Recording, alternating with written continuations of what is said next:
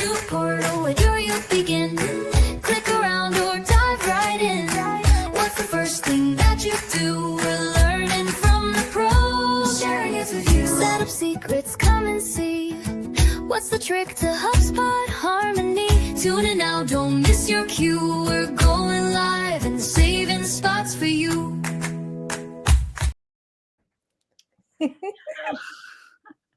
It's a new song, everyone. I love it. It's giving me Disney Channel vibes. I said that it feels like a children's show to me, but it's fine. I'm good with that. I love it. I feel like I need to have like my little wand and do the Disney series, from early 2000s. That's what I'm. Yeah.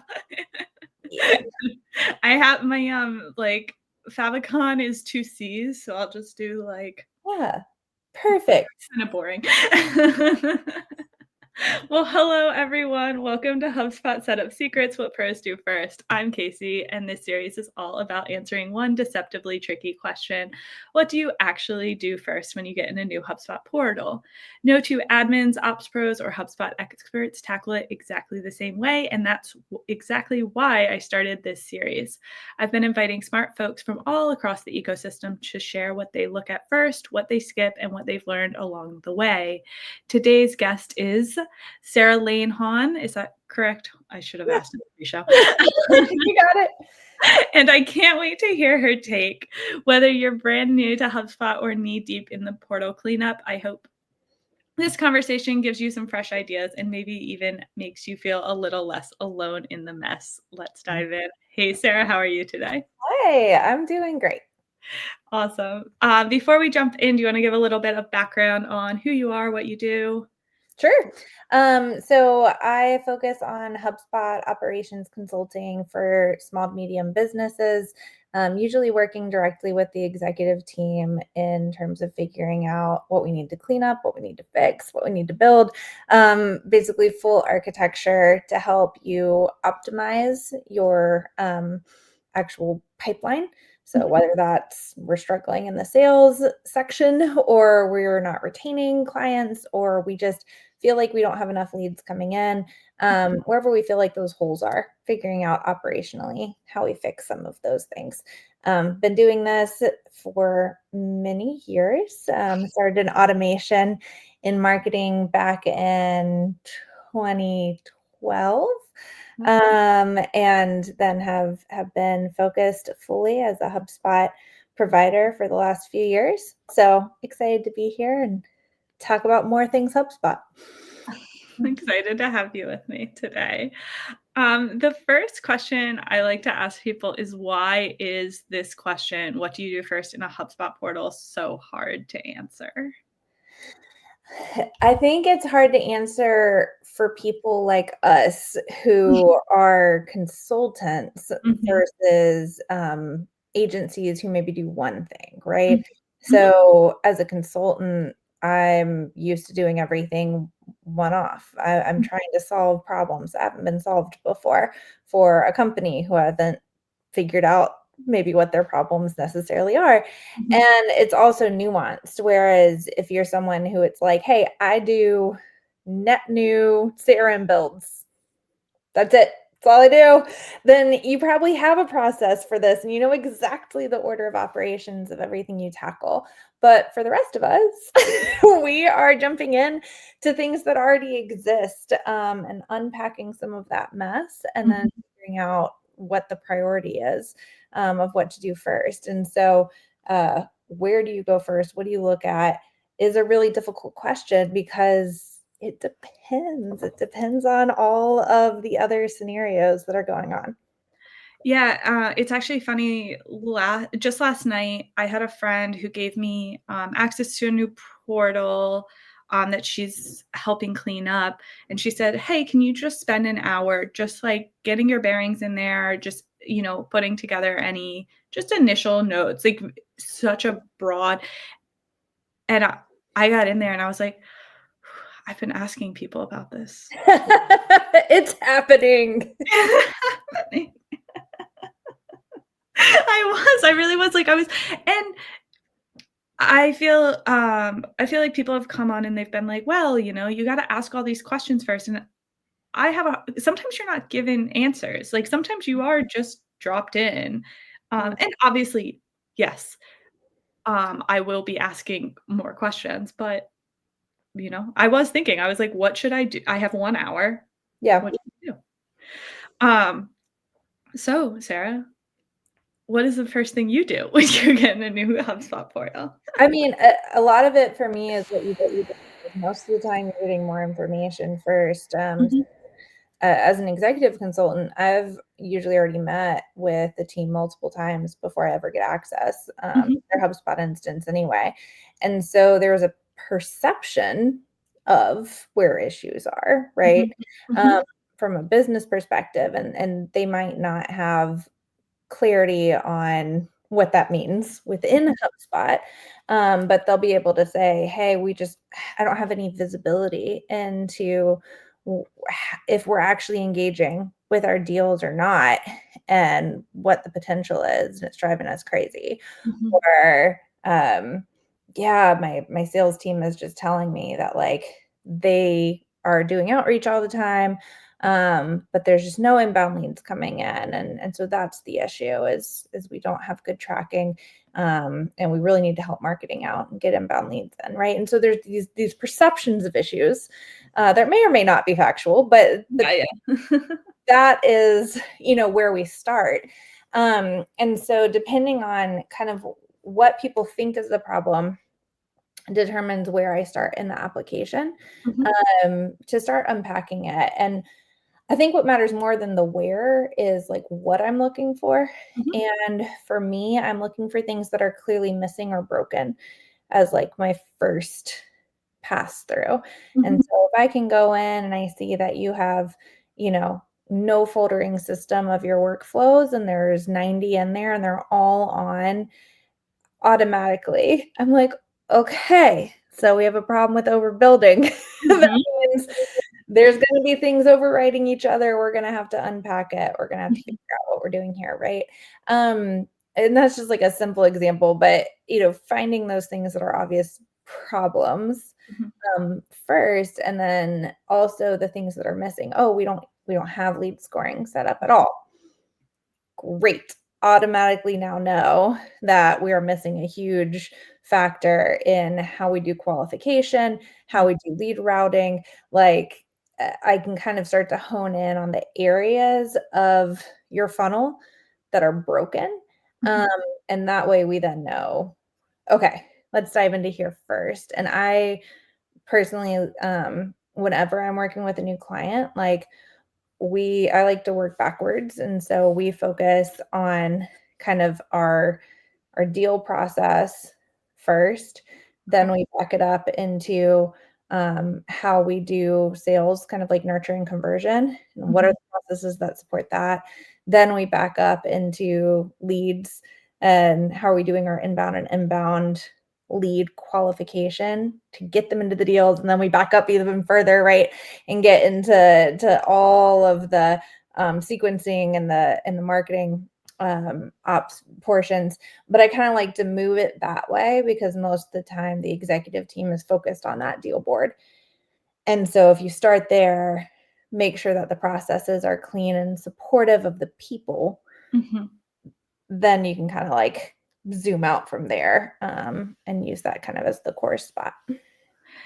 Do you have any advice, on you mentioned, and I've seen this a lot too, sometimes you get hired by the executive team and they have some perceptions that may or may not be true. Do you have any advice for like getting syncing aligning on like the reality basically between what's happening on the ground and what the executive team perceives to be a problem? Sometimes they're right and sometimes there are things they don't know.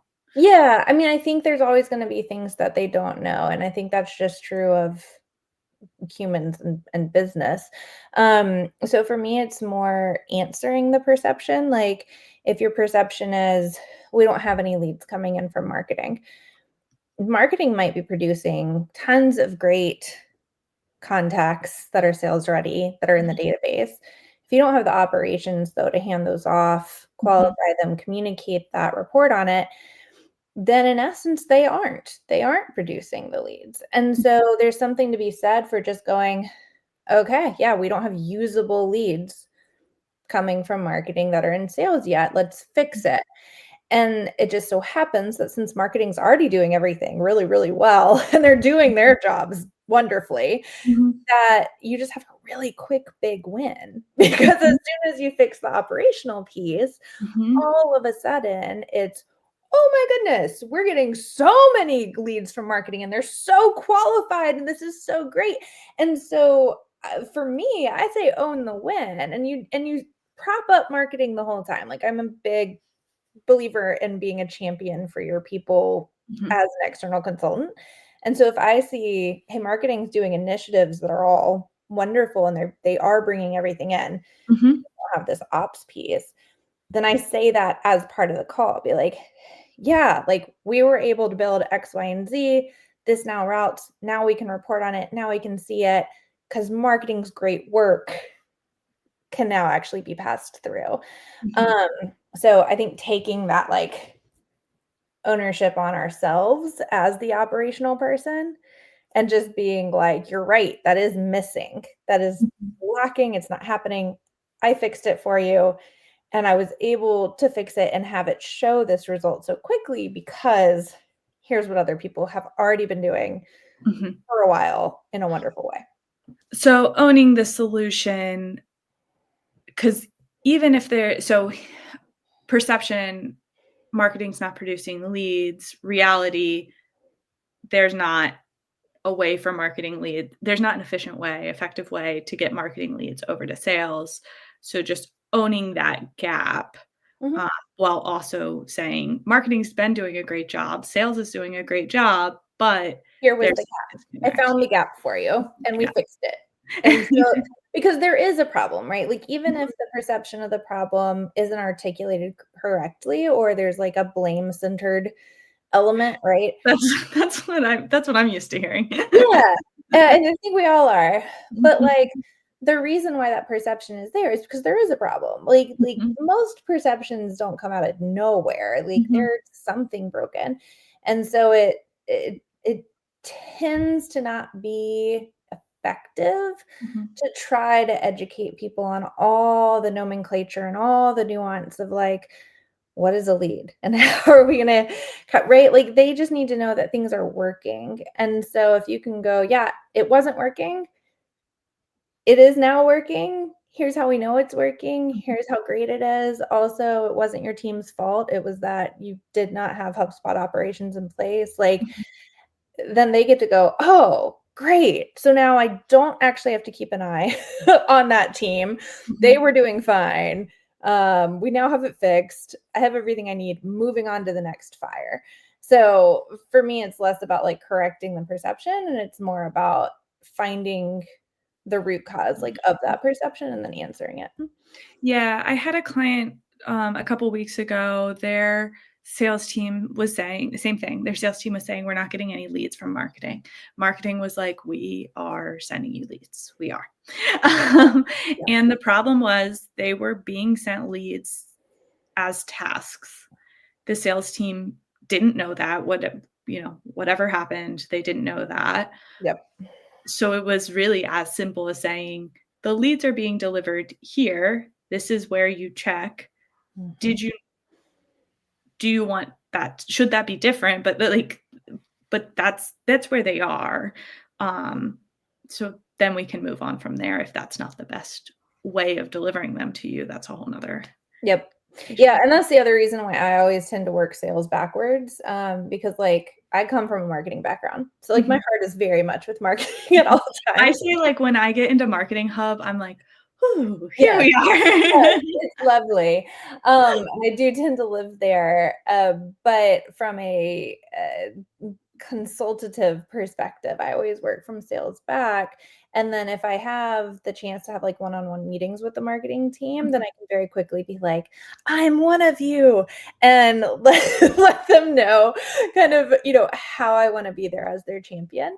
But from like, a larger team perspective, when it comes to consulting, it's very much the conversation of, like, "Okay, you sales are really like the stopgap. Like you're either going to make things run forward or you're going to be in the way. Like Mhm.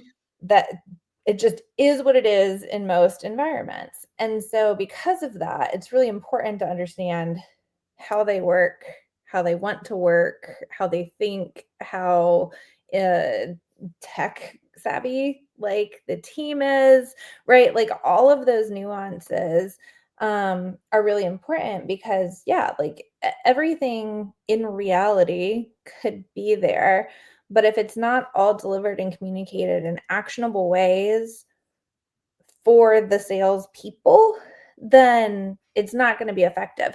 And that's going to be different for every team. Like if you have a sales manager who's super SOP minded and they train every person that comes in of this is how you will sell, this is how you do process, Mhm. great. Then you guys can define the most efficient, optimized process together. If you don't have that though, and you just have like a group of reps who've worked there for some amount of time and have Mhm. their own habits, then trying to create standardized processes isn't always going to actually get adopted and isn't going to help. And so you might have to sacrifice some of the efficiency Mhm. for adoption and say, okay, you guys are used to writing this manually. You like being able to do it that way. Mhm. It's faster for you because it's familiar. Then great. Here's how I'm going to structure around you to make sure that everything else still works with you. And I think that that's where we as consultants have like a big opportunity, or even in-house, operations people, Mhm. is that like if you build for your people, then like it will make things better because Yeah. you're removing friction points. That makes them more efficient. That makes them also less like, I don't know. I feel like in the sales versus marketing battle that some places have, like it's Yes. very just ego driven of I have to defend my value. Mhm. Whereas if you as the operations person come in and are like, I see your value Mhm. already. How do I help support you and what you need? And then they feel like that's answered because you're using their language. Then all of a sudden, those barriers start to go down and those defense mechanisms go down. And now you just have a little bit more fluid, movement between teams. So I think, we're in operations have big opportunity to be like master negotiators and diplomats between some of the different departments. And there's a lot of power there to drive like company success Mhm. if we take things from that person perspective, even more than the data perspective. Yeah, so one of, the questions I like to ask is, like, how do you prioritize what to tackle first? And I know you said, like, work backwards, so and Mhm. for you, working backwards means work from the deal backwards, Mhm. right? Yeah. Um, and then kind of and also, I guess, if you're working with executive teams primarily, if you're and, I mean, oftentimes we are wherever you're getting hired or wherever you're getting placed, there is an executive team that would like to see something from you. So, even Yeah. if you might not be the direct person, you might be. Right. Yeah, I think for me, it's a lot of understanding. I always try to back people into what question are we trying to answer? How are we going to use that in the long term, right? Mhm, The bigger picture thought, so that when they come and they say, hey, we need you um, to fix our, I don't know, our lead scoring and do regional routing, right? mhm, That's the problem. mhm. Great, that sounds super clear. Can knock that out really quickly for you. Um, I got why you. do you need to do that? What's the issue with how it's done today? Where are we? What's the background, right? Getting back into what we're trying to solve then Mhm, allows me to come in and go, "Oh, okay. I see why you want to work on that. We can always get to those. This would actually enable X, Y, and Z, right? And kind of direct what the work needs to be. That way, instead of me just pivoting, I've kind of guided the pivot Yeah. But in terms of prioritizing what to do, I like to look at conversion points. Mhm. So, if you're looking at it from a pipeline perspective, what's the opportunity creation process? What does that Mhm. look like and everything around it? Mhm. What does a qualification process look like and everything around it? What is going back to like MQL process, everything around that, right? Whatever your main conversion points are, um, diving into each of those, really unpacking them across multiple teams. Mhm. And that way I can then say, okay, out of all the things we could possibly do to Mhm. impact this conversion point, this will be most efficient for your team. This will be most scalable for the future if we build it this way. And these are the types of tools and features that, if we adopt now, will save us time, right?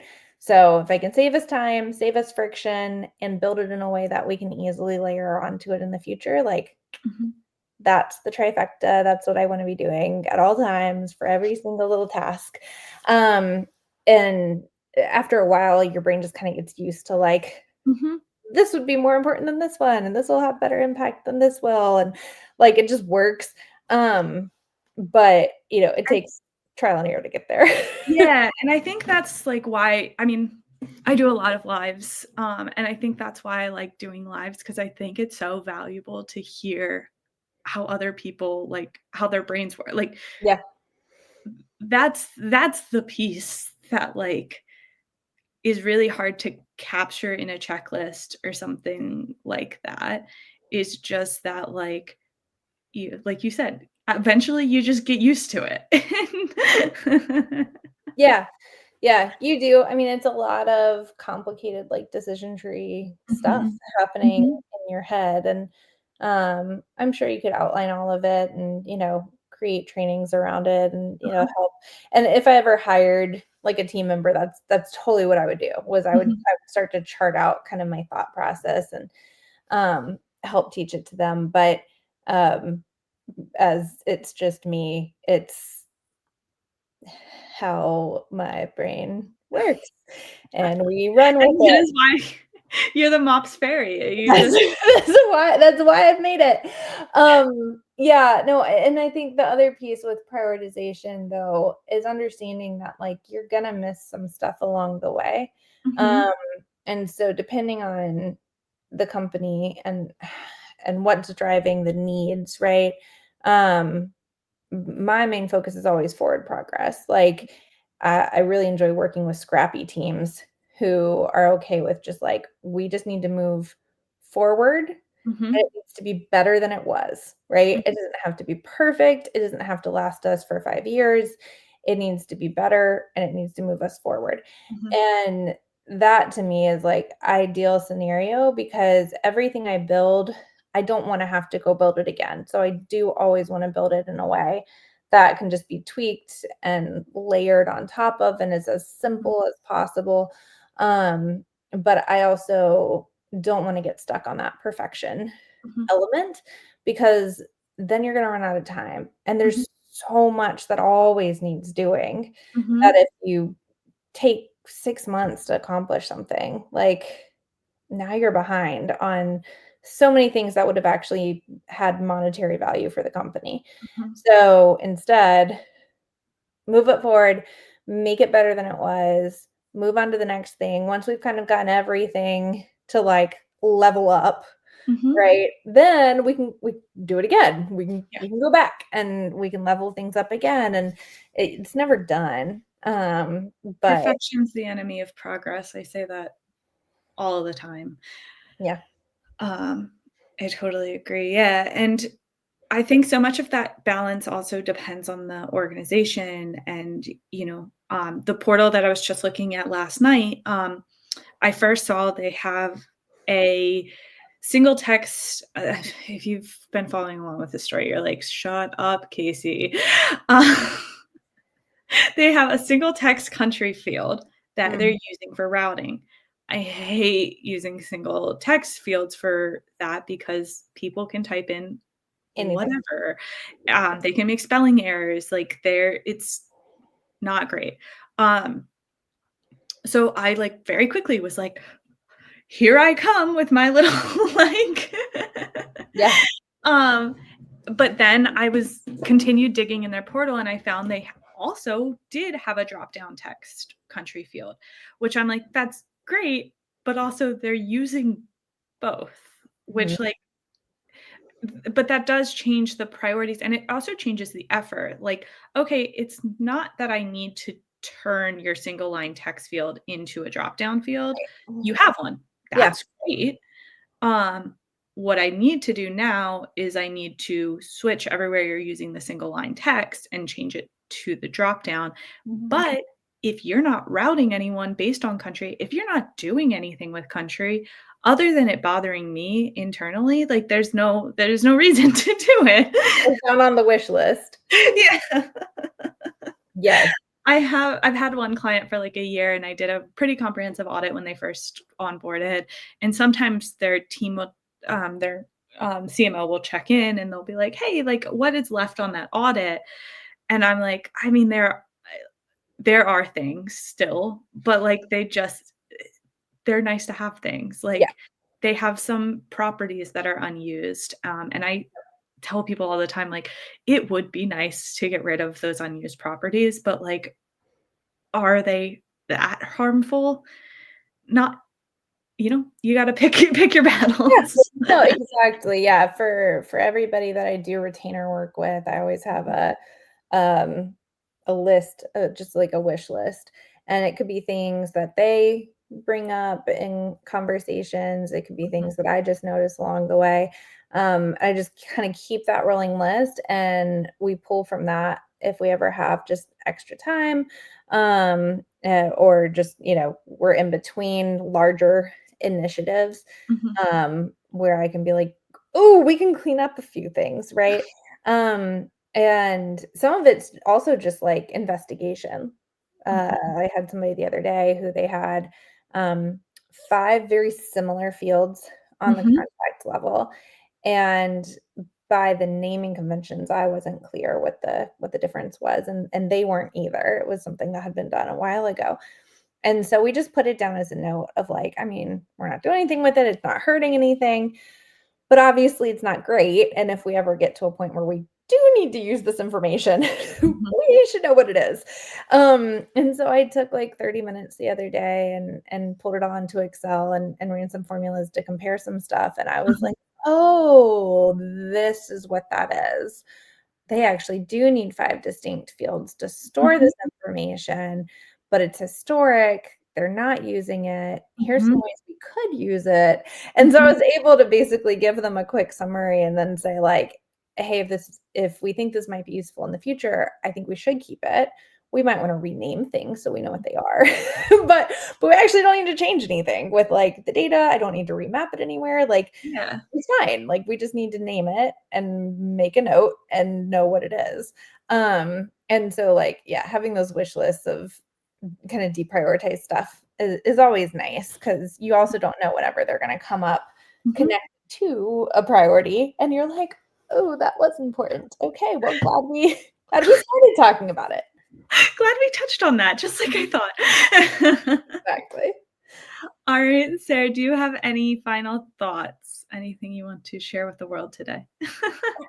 I think the main thing, is if you're going into a new portal and you're really overwhelmed with, like, where to start, um, try to just stay in that, like, curious mind of Mhm, of what's there and of what you can discover, and, like, set yourself a timer, like, give yourself a 30-minute block or an hour block and just stay curious because there is no one right way to do mhm, this. And depending on what input you get, it is gonna take you down some different paths. mhm. So that's my biggest encouragement is, like, don't let the overwhelm make you feel like there's a right or wrong. Just take it easy, go look around. You're gonna find weird things. There will be plenty to fix. But Yeah, I you'll actually I think that hour I had was kind of useful because, like, I even thought of this during it. I was like, "Oh my god, I could spend 10 hours, like, just here." But Mhm. it's having an hour and being like, "What can I find? What can I find in an hour?" Yep. Mhm. Yep. Try to be efficient. That's a 2 lost. All right, that's a wrap on today's HubSpot Setup Secrets session. Huge thanks to Sarah for walking us through her setup flow and what she focuses on first. If you've been watching and thinking, wait, I've been skipping that, or I never thought to check that first, same. That's the beauty in the series. If you've got tips of your own, or if you want to hop on and share what you do first in a portal, shoot me a DM. I'd love to keep the convo going. And if you want to catch past episodes, they're all up at caseycohub.com/setup. Setup is one word. Thanks for watching, and I will see you next time. New portal, where do you begin? Click around or dive right in.